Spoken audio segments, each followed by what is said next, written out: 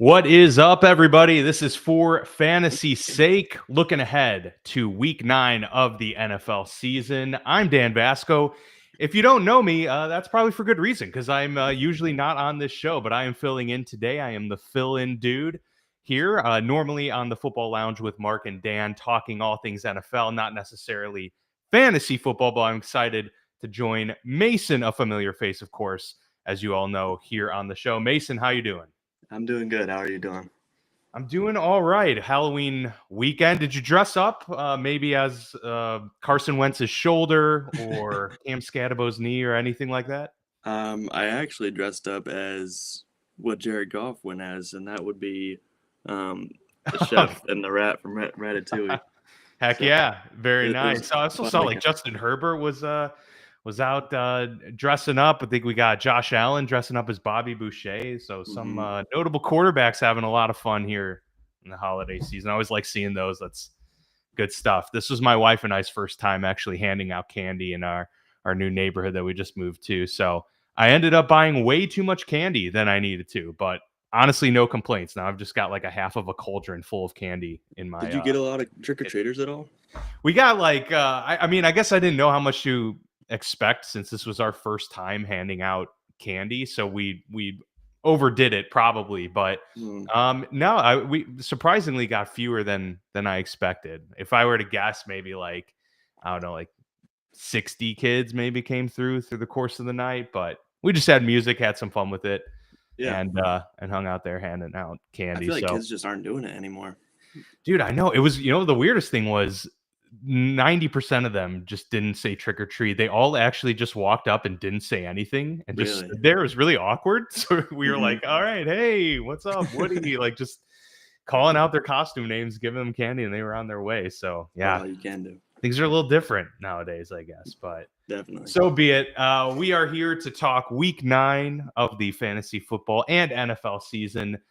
Some really good games on tap. Of course, we already had the Miami Dolphins and Baltimore Ravens playing. We all know the outcome of that game and all could have said and called the outcome of that game before it happened. But yeah, the Ravens absolutely destroying Miami. Not too many fantasy relevant players out of this game overall. But nonetheless, we've got plenty coming up here in the noon slate. This is going to be hard for me because I'm Eastern time. So I'm going to have the noon slate, the 3 p.m. slate. I got to get used to saying all that. But we do have some Toys for Tots updates in the For Fantasy's Sake Toys for Tots League. We had our Week 8 top scorer was Matt Wood of the Sycamore division. The overall top scorer was Jacob Phillips of the MVP division. And the ladies' league leader is still Megan Jarvis, holding strong in that top spot. If you do want to donate, there is still plenty of time to do so. Every dollar is greatly appreciated. Will help go towards all of us at the For Fantasy's Sake podcast network to be able to give back to the Toys for Tots organizations in our local communities. You can visit linktree.com/FFSQC for some quick info on how to donate. The Week 9 prize, I have been duly noted as the individual to make the numbered pick for this upcoming week. So I'm going to go ahead and pick number 64. So 64th place out of 204 is going to get that Week 9 prize, and we'll be able to announce that for you guys later on in the week. But Mason, as we kick things off here with the discussion, we'll start with there's a knock on the door. A few notable players who are getting an increased opportunity or perhaps an opportunity for the first time this season. Will they respond? Will they answer the call? We'll start with Tyrone Tracy. Mentioned Cam Scadabo with that brutal knee injury. Obviously, he was a bright spot for the New York Giants early this season. He's going to be done for the year. Tyrone Tracy really came along big at the end of last season and really helped some teams win their fantasy football leagues. Now Tyrone Tracy gets that opportunity once again, this time here against the San Francisco 49ers. Any predictions on Tyrone Tracy here? Is he a guy you'd be comfortable starting? What are your thoughts on Tyrone Tracy? I think, honestly, probably more of a flex pick. Last year, he had a few games where, he'd have 20. He had well, here it is. His biggest games last year: 22.7 and 23. So, and those were 2 out of like 13 games. It looks like Yeah, so. Um, I think little more of a boomer flex. bust potential. Yeah, he'll have the chance to get the 20. But I don't see him being as effective and as productive as Scadaboo was when he was in there. It's just Scadaboo is harder to bring down. Tracy, former wide receiver in college, I think maybe the receiving upside could help. But yeah, I think more of a flex pick for me. Yeah, I agree. The receiving upside is definitely there, and Jackson Dart's probably gonna have to get the ball out quick in this game. So that might be the one bright spot for Tyrone Tracy. But ideally at this point, you've got better options, to work with. But yeah, flex consideration perhaps would be the only consideration to take into account here for Tyrone Tracy. It's always one of those things too, Mason. I don't know if this is how you approach it. Like a lot of times with fantasy, I am much more risk averse. A lot of players go with like the big swings, and it really pays off, and that can help win leagues for sure. I try and mitigate risk as much as possible. So for me, with a guy like Tyrone Tracy, who just hasn't gotten the run yet this year, he's the type of guy like I want to see it for a couple weeks before I can trust putting him into my lineup. But as you mentioned, he's got a couple of those like 20+ point upside plays, but it just seems like right now in the state of the NFL and the state of fantasy, there's probably quite a few better options to work with, right? Yeah, but I would say that in week 1 he had a 74% snap share, but Fair. that was with a Russell Wilson led Giants team, Yeah. and with Jackson Dart, they're rejuvenated. It's a lot of energy, and I am curious to see how it goes. I think if you had Scadaboo, which I had, and I didn't handcuff Tracy, I think if you had him, then you should be okay, kind of replacing Scadaboo with him, but kind of temper expectations for now. Yeah, I mean it's a good point because he is going to get the lion's share of the snaps, of the touches in this backfield. So he's a guy that you definitely want to have on your roster moving forward because as we all know, starting running backs are really hard to come by in Mhm. fantasy football. They're usually scooped up pretty quick. So probably a big waiver wire ad this past week, and too late for the vast majority of leagues at this point. But if you've got them, keep them there, and it's a good player to have. Speaking of the running back position, Isaiah Pacheco out with an MCL strain. This really creates an expanded opportunity for Kareem Hunt, who, prior to last season was out of the league, comes back to Kansas City, has a role to play. He's had a role to play this year. In fact, even last week, was the recipient of 2 touchdowns. So we know that Kareem Hunt has the opportunity. It's just he hasn't had the snap percentage or the share of touches to have any confidence week to week. Now with Isaiah Pacheco out, do you anticipate he's going to be the guy in this backfield, or do you anticipate maybe some other faces to get more run in the backfield here for Kansas City as they take on a really tough Buffalo Bills team? I think that he could be, honestly. I mean, there's Brashard Smith there also, but he's Yeah, not really doing much, like snap percentage wise.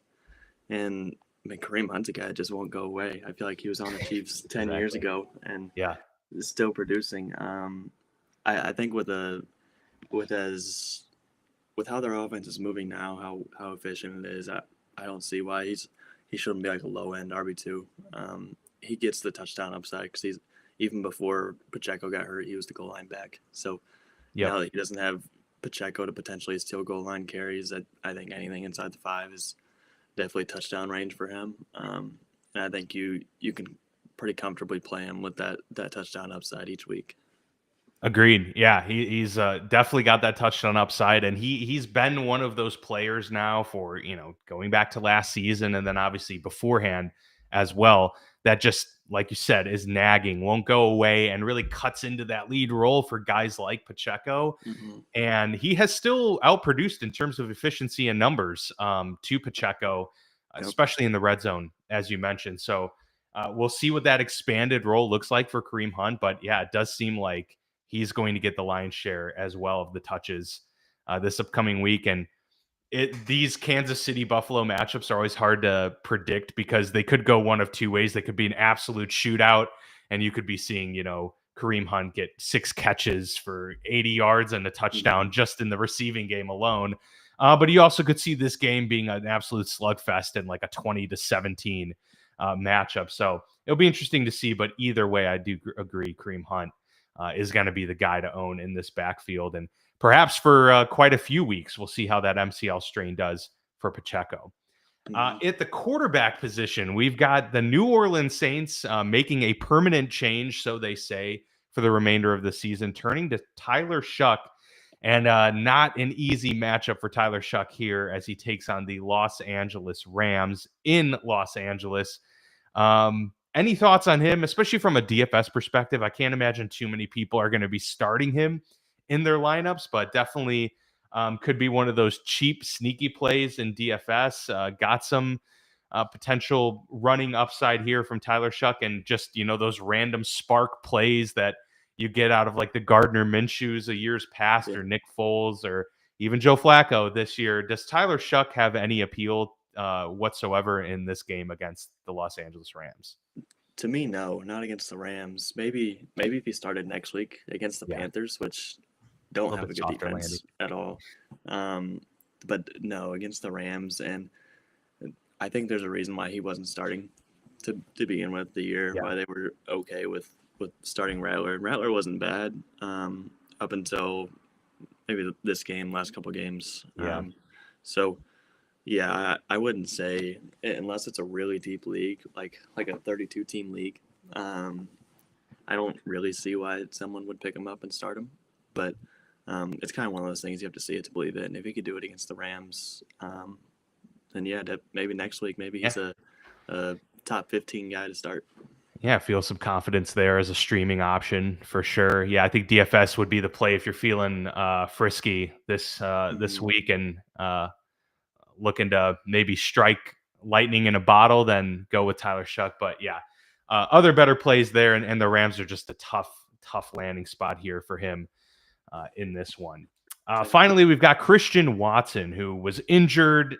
Last year he was the ultimate like boomer bust kind of play with some big play games, 20 plus points, and then other games completely disappeared, fewer than 5. So hard to weigh where Christian Watson fits within this offense right now. Obviously, with Jaden Reed being out, they've needed some reinforcements here in the wide receiver room. They got it last week. Christian Watson, a couple big plays there for this team. They're taking on the Carolina Panthers. Decent opportunity here for any of the Packers wide receivers. Do you have what's your confidence level in Christian Watson, and do you feel that he is a guy worthy of flex consideration here in this matchup? I think he is each week. This week he played 56% of the snaps, probably just coming back from that injury, wanted to ease him in a little bit, but he still had 12.5 points. So I think he's definitely flex worthy. A tougher matchup against Carolina for wide receivers, but I think that the Packers are going to score enough to where eventually he'll get his opportunities. And I see Christian Watson as a better Jameson Williams fantasy wise, like where you said he has those boomer bust games. Even his bust games, I think that they're a lot safer floor than someone like Jameson Williams would be. So yeah, I think at least while his snap percentage keeps going up, flex him, and maybe he turns into a wide receiver too by the end of the year. But there's just so many mouths to feed there that it's kind of hard to feel great. Like, yeah, he's a lock every week. Yeah, I mean, Tucker Kraft is probably the wide receiver one on this team, no doubt. And then it's really just which guy is going to come through week to week. But I do like the Jameson Williams comp, especially with Christian Watson, just probably has a little more opportunity there. Jameson Williams has still been kind of the trick play, or just like the one deep shot guy in this Detroit Lions offense. And talk about mouths to feed. They've got quite a few, at least where the Packers are concerned. There's still that opportunity for Christian Watson to say, hey, I'm the best, pass catcher on this wide receiving core, and that go-to guy for Jordan Love. So there's much more opportunity there for Christian Watson today and moving forward throughout the rest of the season. Let's go to our fantasy Tinder. This is always a fun Mhm. segment here on the For Fantasy Sake show. Caleb Williams will have a bounce back game against the Cincinnati Bengals. Are we swiping right on this, or are you swiping left? I would say swipe right. It's kind of hard not to against the Yeah. Bengals. It's like I don't know. It's like them, the Cowboys, and the Panthers defense isn't terrible, but those three, I feel like each week that you see those three on your matchup, it's yes, 100%. So I think Caleb will be a top 12 quarterback of the week against a defense that hasn't been able to stop a single team. Even the Jets, they made Justin Fields, who Yeah. had he had negative 10 yards against the Broncos, led them to a win against the Bengals. So yes, 100% for me. Yeah, and you got to feel like, this Bears offense has looked really good at times throughout this year, and the Bengals are probably bottom 3 defense, if not the worst defense in the league. The opportunities there really for Caleb Williams to bounce back, for Ben Johnson to get this team to kind of rally here against an ailing team, and not to mention Joe Flacco was hurt for a majority of the week. Now, obviously, he's a guy that doesn't need as much practice, but just the fact that he's kind of maybe limping into this game a little bit leads me to think that maybe the Bears are going to have a few more possessions this game than they have the last couple. So that increases that opportunity for Caleb Williams as well. We got our first listener question here in the chat. I'll throw up here. And as a reminder to everybody listening and or watching, you can drop your fantasy football questions in the chat, and we'll get to them throughout the discussion today. Quentin Johnston or Cortland Sutton is the first part of the question, and then David Montgomery or Chase Brown. Quentin Johnson or Cortland Sutton. We'll start with that one. Where are you leaning here on this, Mason? I feel like you have to go Sutton. Just Johnston, maybe it was game script last week, but 0 targets, 0 catches. He was wide open in the end zone, and Justin Herbert decided to run. So even though it's a really hard matchup for Sutton, I'm personally benching Sutton. But I'm replacing him with Brock Bowers in my flex. So I think if you have an option like that, you can replace him. But yeah, I think Sutton should be okay. Maybe around 10 to 15. I obviously don't expect a huge game from him, but I feel like he's definitely definitely a lot safer than Quentin Johnston. But if you want that upside, then go Quentin Johnston for sure. Yeah, absolutely. I agree. I mean, Cortland Sutton is one of those guys, especially the last 3-4 years, that's been one of those sneaky, really, really good wide receivers that doesn't get talked about enough. This is a thing where you kind of just got to bet on the talent versus the actual matchup. Yeah, Cortland Sutton's facing a tough matchup there at the Texans defense, which might be the best in the league. But Quentin Johnston has been really inconsistent. The Chargers may not have to really do much this week. They may not have to pass the ball a whole lot. And, pairing that with this connection that Bo Nix has with Cortland Sutton, he's been a top 15 receiver so far this year based on your scoring format. But even without, if you're talking half PPR, he's still top 20. So I would definitely go Cortland Sutton in this one as well, and just hope that he lands in the end zone. Then we got David Montgomery or Chase Brown. How are we feeling about this one? Obviously, Chase Brown, the lead back, but he's started to cede some carries here to Samaje Perine in that backfield. And of course, David Montgomery, that 1-2 punch with Jahmyr Gibbs. Where are you leaning, Mason? Yeah, this one's kind of tough. I think that, like you said, Chase Brown's losing the carries to Perine each week, which sucks as a Chase Brown owner. And it's not even really the total amount of touches that he's losing. It's the fact that on third down and in the red zone, Chase Brown is not on the field. And so I think if you think Chase Brown can get enough catches and enough yards to get more points than Montgomery, which the last 4 games he's had one game over 8 points. So if you think he can get you 10 to 15 points, I'd go Chase Brown. But if you think that against Minnesota, like JJ McCarthy's going to struggle, maybe the Lions are going to be up. They're going to have to run the ball a lot because they're just to kill the clock. Montgomery, that's That's a tough one for me. What would you go? Yeah, that is a tough one. I'd probably lean Montgomery for the reasons you stated right there. I do think that the Lions are going to get up early on Minnesota, and they're going to be able to kind of just run out the clock in the second half, especially. To me, what it really boils down to is who has a better opportunity to get a touchdown, and I just think that is David Montgomery. Chase Brown hasn't been involved in the red zone as much, to your point, and I think they're just probably going to be playing from behind for a decent part of this game, leading to more opportunities in the pass game for Samaje Perine. Unfortunately, it's just kind of how we've seen Chase Brown be utilized so far this year. So, yeah, it's a capped ceiling for Montgomery, no doubt. I mean, if you're going for a ceiling play here, then Chase Brown's the guy because he could take it to the house on any given play. Mm-hmm. But David Montgomery, I think, is going to be the guy that at least you can guarantee is probably getting about 12 touches this game and has those opportunities in the red zone. So, yeah, again, my risk-averse approach probably goes Montgomery in this one. I agree. All right, we've got another one here as well. We got Brashard Smith, Chimera DK, or Parker Washington. And then the question is, do I pick up anyone for these players from the waivers, such as Darius Slayton, Devin Neal, Torrey Horton, etc.? I don't know if I would drop any of those guys for Devin Neal, Darius Slayton, or Torrey Horton, to be honest. So from that aspect, I think you're fine. If I'm going with one of those three, I mean, that's a tough call too, for a flex spot. That's a tough position. I wonder is this like a 14-team league, or you're just getting hurt with buys? But maybe Parker Washington, just because he's getting more of a chemistry there with Trevor Lawrence, and the injury, of course, to oh my gosh, why am I blanking on his name now? The number 2 overall pick. How am I blanking on his name? Oh my gosh, I can't. That's brutal. That's brutal. I don't know why his name is escaping me, but we all know who we're talking about here.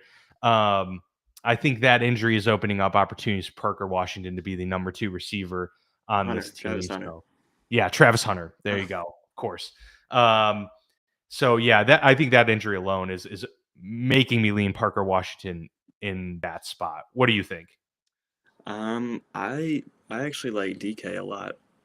Yeah, the last he's been good. Yeah, he has. The last 2 weeks, he's gotten 16 points each week. And week 7 against the Patriots, he had 57% snap share, and he still got 16.9. He got 70 yards and a touchdown. And the last week, his snap share rose to 89%, and he had 8 targets. So I think in a game where they're going to have to pass, and I don't think the Chargers defense is that good, honestly. They play a lot of cover 4, so a little more softer coverage. I like DK in that matchup for your flex over the other two, but for your reasons, I can see why Parker Washington would be good. Yeah, no, it's true. I mean, DK's like at least been the guy that's like been there, done that, and like proven it over the last few weeks. So yeah, there's a lot of momentum there, and to your point, they're gonna have to pass a lot as well. But I think either one of those guys could be a good flex option. But you make a good case for DK, no question. Yeah. Also, start Bo Nix or Brissett, and this is a 12-man league there as well. Bo Nix has a difficult matchup here against the Texans, so I understand why that question's being floated out there. But I don't know. Again, don't you think it's got to be the talent opportunity there? It's just like Bo Nix is a more talented player than Brissett. I don't know. I mean, it's a juicy matchup for Brissett, and so that's probably why that's being floated out there. Yeah, honestly, I'm in the same question for my team. In the chopped league on sleepers, where each week you can't be the lowest scorer. I have Bo Nix, and I don't feel super comfortable starting him against Houston, honestly. So if it was me, I'd go Brissett because that's what I'm going to end up doing this week. But it's purely because of that Dallas defense and how bad it is. Yeah, they're terrible.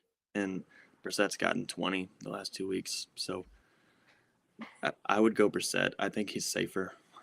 Yeah, definitely safer. Yeah, because Bo, despite being a top 10 quarterback in fantasy this year, is really in a handful of games where he's just blown up, and then the others he's really fallen off, right? So it's feast or famine so far with Bo Nix. And we saw the ending to last year was spectacular for him. He started this year slow.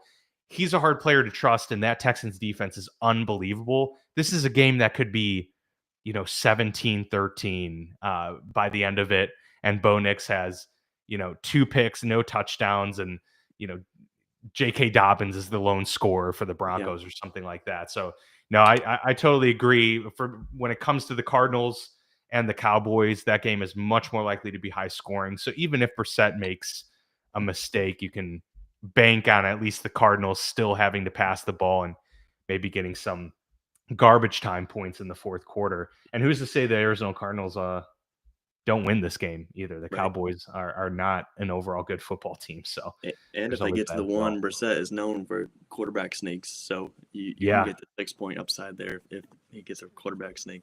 Very, very true. All right, we'll continue here with the fantasy Tinder.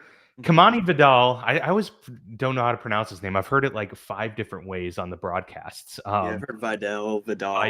Yeah. So one of those, KV, we'll call him, the last man standing in LA. Can he be the RB1 option the rest of the season? You swiping right on that or swiping left?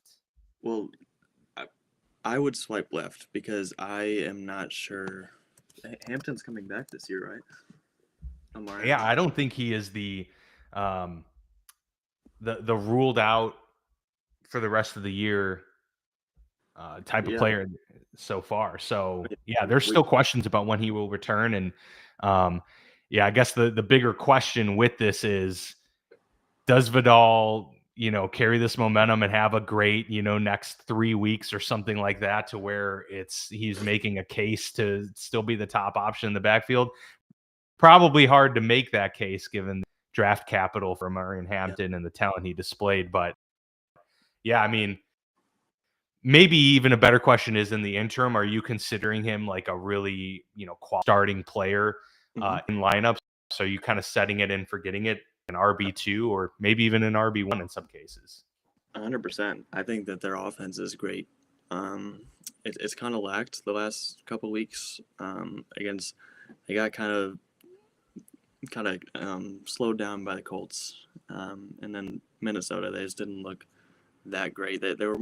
I think that was more game script, where it was just more, let's bring out 2 tight ends and a fullback and just run it down your throats.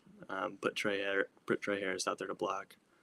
But yeah, I would say probably low end RB1. I think in that offense, it's hard not to be effective. Yeah. But I wouldn't say the rest of the season because, like you said, the draft capital is spent on Hampton, a first-round pick, and he was great before he got hurt. So I wouldn't say rest of season, but definitely while Hampton's out, he's an RB1 for me for sure. Yeah, Jim Harbaugh running backs always tend to do well, so yeah, it's a good bet to make. The Rams offense is good enough to sustain Kyren Williams, Puka Nacua, and Devontae Adams as weekly must starts. Swiping right or swiping left? I'm swiping right. That offense is just any offense that Matthew Stafford is in seems to have a guy that gets 2,000 receiving yards. So I think if you have a guy like Puka that can get that much, and then the others can still eat, like Kyren, he's not gonna be that boom guy, in my opinion. Maybe every once in a while, like he had 31 against the 49ers, but other than that, it's pretty much in the teens, so you can kind of temper expectations for him, but that's still an RB2, in my opinion. And Devontae is still that borderline wide receiver 1, wide receiver 2 in fantasy. So, yeah, I think that any Matthew Stafford offense can kind of support those 3 players like that. Yeah, he's turning back the clock, and he's playing phenomenal football. And if we look at their schedule as well, I mean, they've got the Saints this week, which is obviously a juicy matchup, but that could be a quick, 14-point lead and then coasting from there. But 49ers, Seahawks twice, the Lions, the Bucks. I mean, this team they're going to be throwing the football. Like, they're going to be high scoring affairs for the vast majority of the rest of the season. And that's going to lead to Puka and Devontae having big outputs. And then Kyron is just that guy that's, pretty steady and consistent in the backfield. So I agree. These are all starting capable and, if not must starts on this team moving forward. Not often you can have 3 players on an offense all be must starts. So this is definitely a unique team here with the Rams, but they have justified it so far. All right, we got another listener question. This one's a lot, so bear with us here. All right, so we'll break this up. Juan here is looking for a wide receiver 2 and 3, and he's got Deebo Samuel, DK, Jordan Addison, Kayshon Boutte, and Quentin Johnston. So we got to pick 2 out of those 5. Which 2 are you comfortable starting here in this situation? I think Deebo would be a lock for sure. He gets a lot of touches in that offense, even if it's not the deep passes. He gets the little short check downs, and he's big enough to where he can break tackles. So him, and I feel like this is tough, right? Because especially Boutte's been great with he gets a touchdown every week. It seems like. Yeah, Addison. They're playing the Lions. They could very easily have to be passing the ball the entire game, and this guy can get an 80-yard touchdown any moment. And then you've talked about DK already. I feel like Quentin Johnston's probably the odd man out here to start, right? I feel like so. We're really choosing between those other 3. I feel like for me, it's between DK and Addison. I think Boutte is kind of he's definitely boosted by the touchdowns that he's been getting. He's not like a great PPR guy where he's gonna get you a bunch of catches each week. But I'd probably go Addison, maybe. I don't think the Lions defense is great corners wise. So I'd probably go Addison, but DK I think could produce also. But I think Addison has the higher touchdown, higher big play upside, just because of the offense, or I guess the matchup. But the offense is better than the Titans, even if it's not great with JJ McCarthy. I think anything's better than the Titans offense recently. Yeah, just the talent there alone, and the offense in general. And we haven't seen JJ McCarthy with Jordan Addison yet, so this will be our first look to see how what kind of chemistry they have and how they're building it. So he's looking for a flex spot as well, and so we're given these running backs, and maybe one of those wide receivers enters the flex equation here too. But we got Charbonnet, we got Krosky Merritt, we got Travion Henderson, and then Kittle and Ertz, and he's got D Adams as wide receiver 1 too. So pretty solid lineup there so far. But yeah, are you feeling like Charbonnet, Krosky Merritt, Travion Henderson, any of them getting that nod in the flex spot over a DK or a Boutte or anything like that? I personally like playing a running back in the flex. Yeah. If I know that they're going to get a lot of they're going to touch the ball, right? Yeah. I honestly feel like I like Henderson because Ramondre's out, and Henderson has looked decent with the ball in his hand. So, and it's against Atlanta, so I'm kind of going off matchup and the opportunity given. So I'd go Travion there. Maybe he doesn't do well because it's his first game starting. Probably gonna be the lead back for most of the game, but that's who I would pick. Yeah, I'm right there with you. If it wasn't going to be Travion Henderson, I would maybe lean Charbonnet just because he's getting all of the goal line carries right now. But we're talking about Charbonnet, who's in an offense with a lot of mouths to feed, and also he's not even the number 1 running back.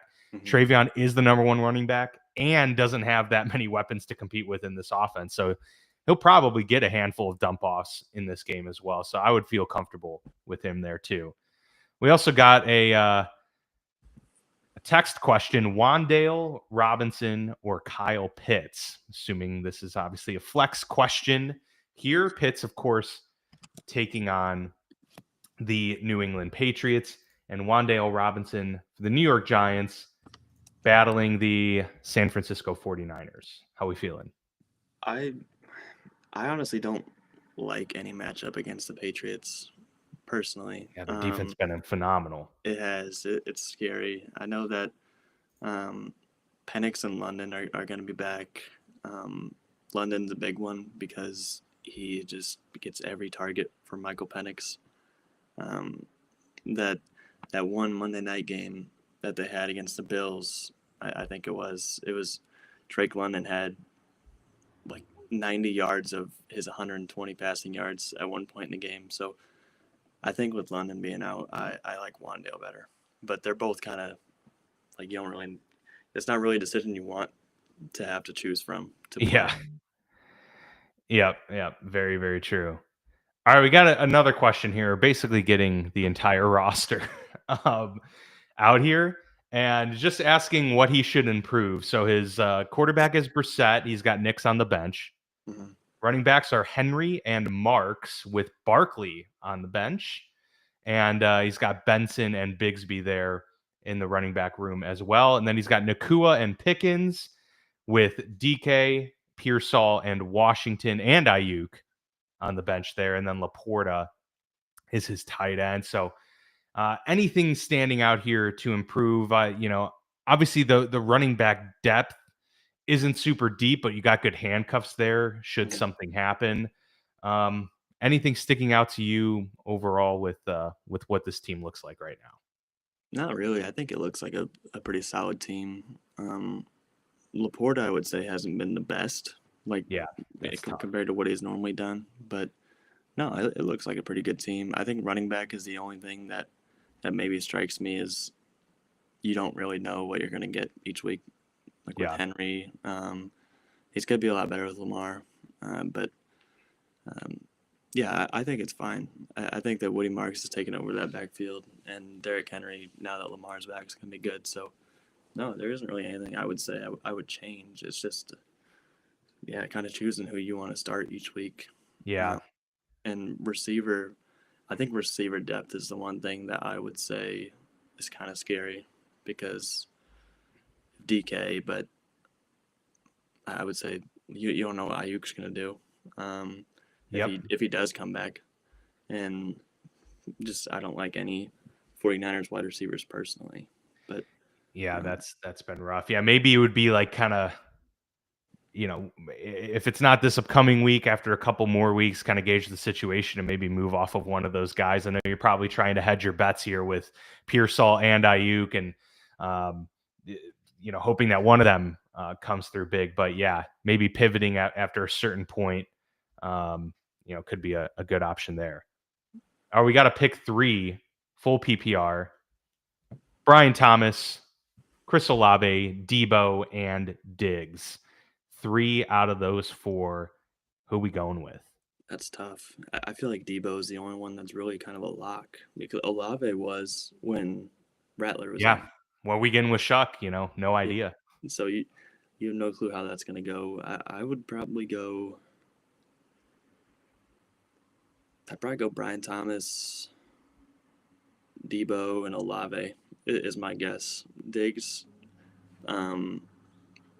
he's just not really being used like a wide receiver one should be used, in my opinion, or either that or he's just not producing. So I'd go. They may not have to pass a whole lot against this Atlanta team in general. I mean, with how good the Patriots defense is, they may be able to keep this a pretty low scoring game from Atlanta's standpoint. I agree with you. Diggs is a little bit too much of a toss up. Brian Thomas, at least with that Travis Hunter injury, is going to be the number one target in this offense. And then same with Olave. Even if we don't know where we're getting out of Shuck, we at least know that his first read the majority of the time is going to be Chris Olave. So hope something works out there. Mm-hmm. Finally, we got one more listener question. Harvey or Henderson in standard?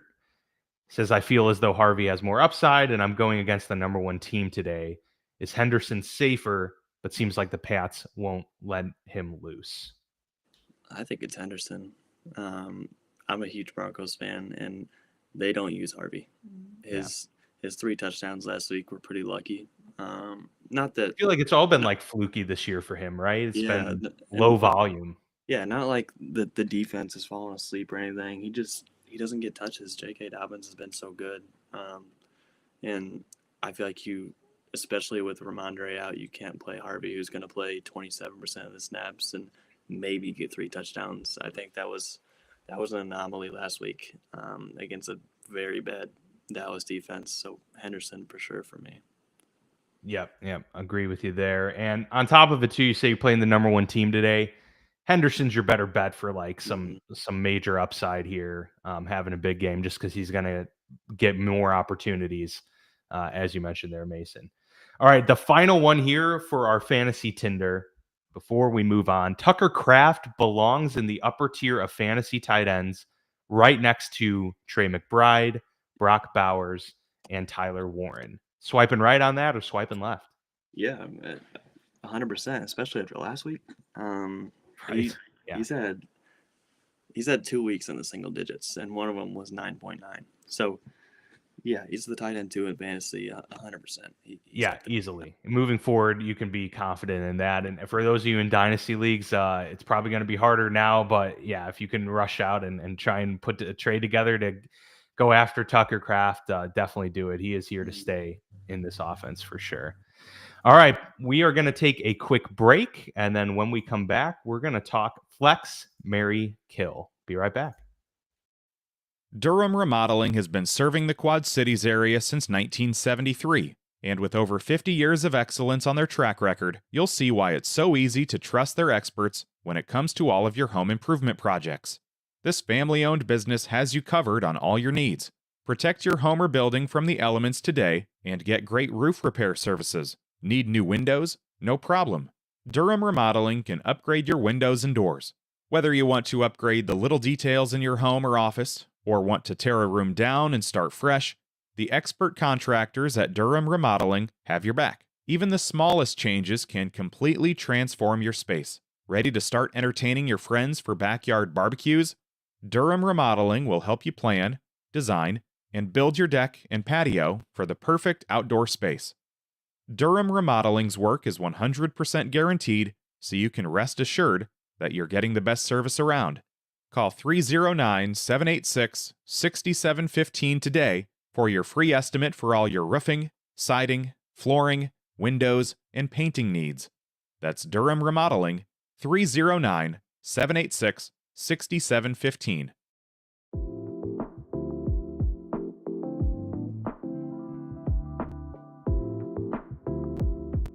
My name's Ryan Allison. I've spent over a decade immersed in the art of tattooing. Sharply honing my skills has materialized into a diverse and prestigious body of work. Each tattoo reflects my relentless pursuit of excellence, and every client I work with is a living embodiment of that unwavering commitment. I will gladly and wholeheartedly embrace your distinct vision.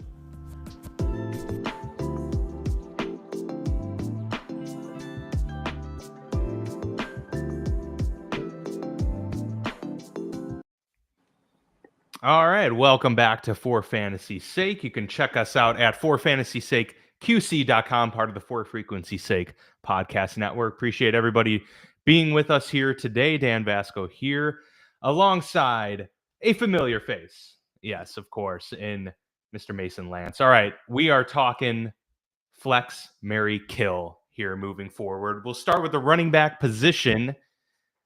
Aaron Jones, Woody Marks, or Ja'Cory Krosky-Merritt. Flex, marry, kill. Where are you going with this one? I would go marry Woody Marks, just because of the share that he gets in the backfield. He's taken over that backfield over Chubb. And then we got a doozy here. That's hard. Right off the bat. Yeah. I feel like maybe flex Ja'Cory and kill Aaron Jones, but that's a toss-up to me. Yeah, it's a tough one. Yeah, that Lions front can be tough to run against for Aaron Jones. You just don't know where you're going to get, to your point, out of that. But Commanders got that tough matchup with that Seattle defense as well. So, yeah, I could go either way. I probably would go Krosky-Merritt as well. I just feel more confident in him overall as a player in this offense. Wide receiver, Cortland Sutton. Well, we had Travis Hunter. Let's swap it out with Brian Thomas Jr. Cortland Sutton, Brian Thomas Jr., or Deebo Samuel. And I think I know where you're going, at least with the marry on this one. Yeah, I'd probably say for the rest of the season, honestly, I honestly feel like I like Debo more than Sutton. He's just getting a lot of use in this offense, and who knows Yeah. how, man. I mean, this may be the rest of the season with McLaurin. I Will he, know. won't he play like the All whole of that year? offseason for a new contract, and he just can't play. Yeah. It's brutal. I'd probably go Debo for Mary. That might sound crazy. And then probably the bias in me says Sutton and kill Brian Thomas Jr. Yeah. But, yeah, that's my personal opinion. What about you? I think I agree. Brian Thomas Jr. is one of those, like, he has the potential to be a league winner. Like, Yeah. he was a top 5 receiver last year. Yeah, I mean, just absolutely dominated down the stretch. He and Trevor had that connection, and then this year, it's just the connection hasn't been there.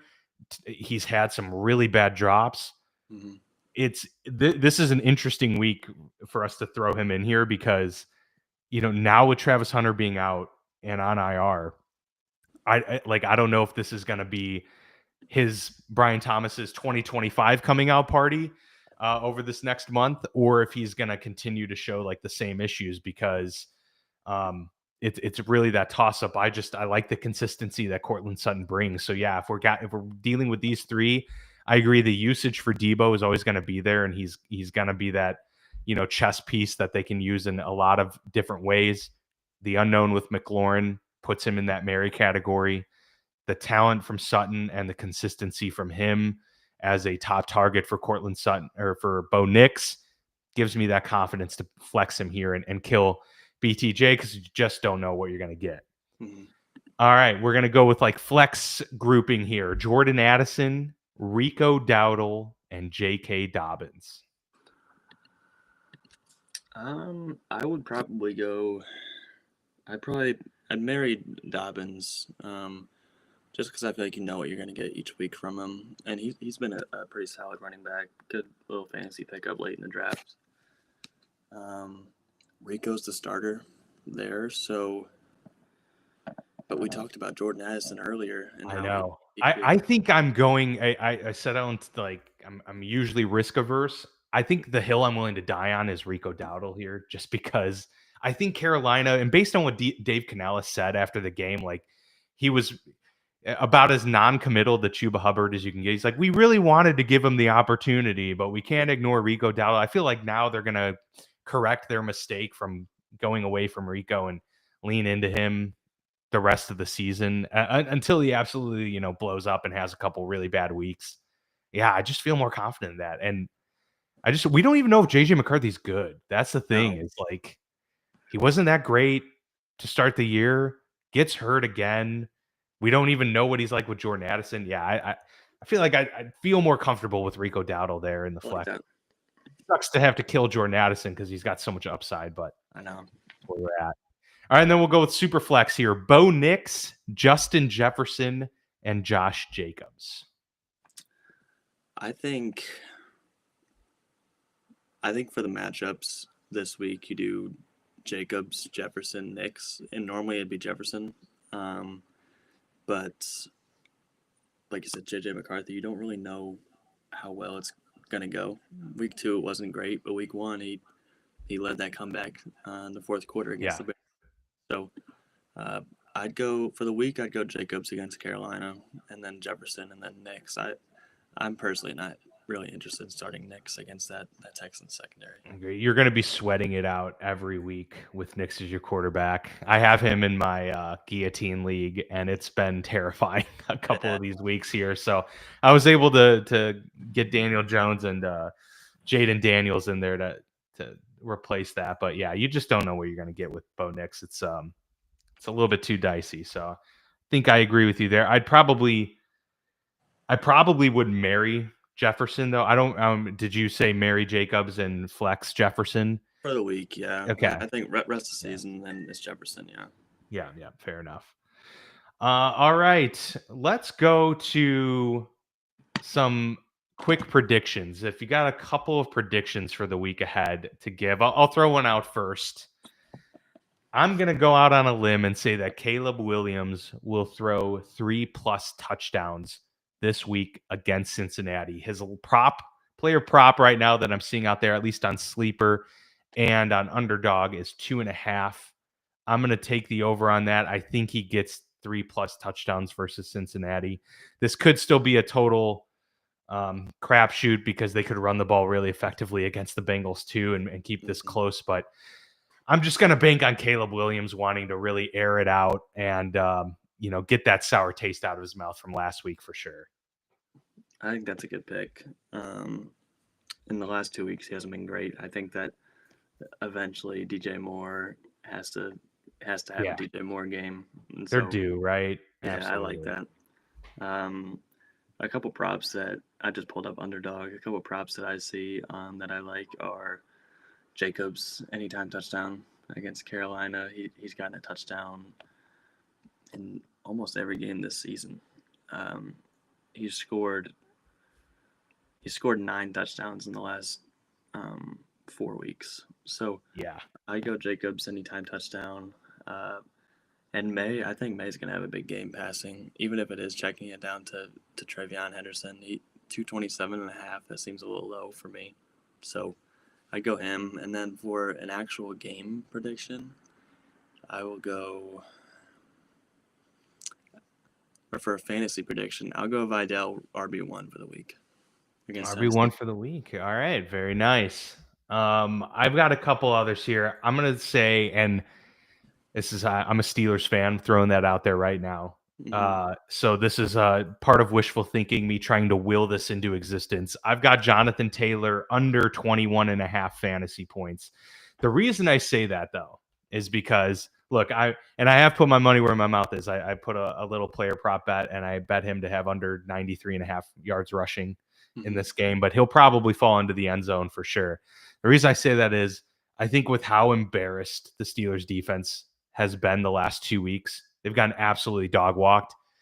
I think they're going to throw all their chips on the table and say, we'll probably lose to the Colts or whatever, but we're not going to let it be because Jonathan Taylor runs for 200 yards on us or does something ridiculous. I think they're going to stack the box. I think they're going to commit to just shutting Jonathan Taylor down.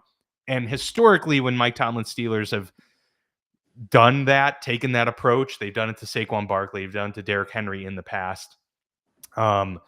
Usually they're able to have success in that one area. Now, I think on the flip side, Daniel Jones will just end up tearing them apart. Like, I have no confidence that the Steelers will win this game, but that's, they're going out on a limb here. Jonathan Taylor under 21.5 fantasy points. I like it. I like that you're passionate about it. Yeah. Hey, I got to get it in there. It's like a psychological approach, if nothing else. And then for a spread bet, I'm going Saints plus 14.5. If nothing else, then because it's 14.5, that's a huge spread. Look, the Rams can go up 14-0 early in this game. I just think, some spoiler is going to happen late where the Saints end up getting a late field goal and it ends up being 33-20 at the final of this game. And there you go. They just barely covered, but they cover. So because of how wide that spread is, I'm going to take Saints plus 14.5 there. I like that. Vegas always knows, so it's probably going to come down to the very end. Like they do, yeah. Very, very true. I think Chargers cover a 9.5 point spread against Tennessee, unless the line changed. I think that should be a lock for me personally. I would feel pretty good about that myself. Yeah, let me check here. Let's see what ESPN's got here on that game. Yeah, still 9.5 for the Chargers, a 43.5 point total as well in that game. But yeah, I'd feel confident double-digit win for Los Angeles in this one. All right, let's look ahead to maybe you already said Kamani Vidal, so we'll go with that for the RB1. I've got CMC against New York being my RB1 for the week. Mm-hmm. Any predictions for QB1, wide receiver 1, and tight end 1 here in week 9? Yeah, QB1. That's kind of tough. I'll go Darnold against Washington. In a good QB1 pick. Score a lot of points, yeah. We've talked about him already a couple times today. I'm going with Drake May against Atlanta. The only thing that scares me about this one is obviously the game script. Like if they the Patriots have been really, really good, surprisingly good this year. If they get out to an early lead, do they just, does Henderson have a big game and they lean into that? It's the only thing that scares me, but I think Drake May could easily carve up this Atlanta defense. So, and the Falcons can stop the run with that injured backfield. Like if it is all Henderson, if Henderson has a rough day, then Drake May is probably having a really, really good one, I would think. Wide receiver one, I've got Rashee Rice against Buffalo. This game, I'm gonna go ahead and bank on this game being that shootout that we all hope to see. I'd say Rashee Rice recently is pretty safe pick to get wide receiver one. They force feed him the ball like crazy. Dude, he has been the gift that keeps on giving and has rewarded those teams that took a chance in their redrafts, or even those guys that just kind of like hung on to him in keeper leagues. Mm-hmm. Rashee Rice is, back-to-back 20-plus point performances since returning. And like you said, they are force-feeding this guy the football. He's the clear top target for Kansas City. Do you expect this to be a really high-scoring game? Because I know it really could. Like, that's the easy thing to say, but I also feel like it probably is, especially the way Kansas City's been playing. Yeah, I expect it from Kansas City. Buffalo is one that I'm not sure how they're going to come out. Buffalo, in recent years, they're a team that you expect to go out and score 30 a game against the Chiefs, score 3 touchdowns in the last 2 minutes or whatever it is. But, I think it'll be high scoring. I think Buffalo will play up to their opponent. And the Chiefs have looked a lot better than I gave them credit for at the start of the year, especially after that Jags game. So I expect it to be a high-scoring game both ways, so I can see Rashee Rice getting it. Absolutely, yep. And then finally, tight end one.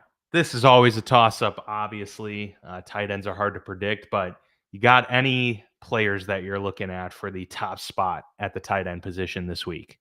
Yeah, I think I'll go Gadsden for tight end one for the week. It's either between him or Tucker Kraft, just because of matchups, and they've both been the top 2 tight ends in the last 3 weeks. So yeah, that's a toss up for me.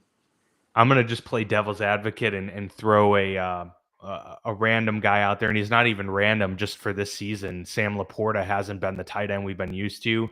Mm-hmm. I'm gonna go out on a limb and put him at tight end one for the week. That he has his big week here against the Vikings, primarily because the Vikings are the blitz happiest team in the NFL. They blitz at the highest rate, and that's going to lead to a lot of underneath and quick passes from Jared Goff, especially if this game is closer than we think. So that's going to lead to a lot of, I think, passes for Jahmyr Gibbs and a lot of work for Sam Laporta. So I'm going to go out on a limb there. I have Sam Laporta in a couple leagues as well, and just been waiting for that, big week from him. It has to happen eventually. Yeah, it's got to happen eventually. Absolutely. All right, Mason. Any last thoughts here for week 9 as we close out the show? No other listener questions we got yet. So that's where we're standing right now. Not really any this week. I was pretty surprised by how many listener questions there were. So that was fun to answer those. Usually not used to getting that many each week. So no thoughts. Hopefully the Chiefs lose and the Broncos win, and that's what I hope for. I have to work at 3, so I don't get to see any of those late window games. But are there any games that you are looking forward to outside of the Broncos? Yeah, it was going to be Chiefs Buffalo. Or Seattle, Washington. Honestly, that's probably the one I was most excited to watch. Dude, you nailed it. Like, I put those 2 down because it was I think probably 90% of people, if they're not Chiefs or Bills fans, would still be like, yeah, that's clearly the, most intriguing game. But I'm right there with you. Seattle and Washington was a close second there, just because, what it means for both these teams. If the Seattle wins, they're now taking control in the NFC West, and that's going to be a dogfight in that division then moving forward. And then for Washington, they, with the Jaden Daniels injury, they need this win. They really need to be get back on track and kind of claw back in the NFC East and make this a fight in that division. So a very intriguing matchup between those two. Appreciate everybody tuning in. We thank you for all the listener questions as always. You can check us out at forfantasysakeqc.com And please, if you'd still like to donate to our Toys for Tots Leagues, you can do so at For Fantasy's Sake. Check us out on Facebook. You can find some links there or on the website as well. Appreciate it, everyone. Have a great week 9. Hope everybody wins their matchups. Big news, fantasy fans. We are hitting a huge milestone, the 100th episode of For Fantasy's Sake, and we're going back to where it all began, Kavanaugh's Hilltop Bar and Grill in Rock Island. Mark your calendars, Sunday, November 16th, 10 to 11:30 a.m. Join the crew for football talk, fantasy insights, laughs, and a little friendly banter as we celebrate 100 episodes and dive into the rest of the fantasy season. Expect giveaways, league chatter, and maybe even a few surprise guests. Grab a drink, hang out, and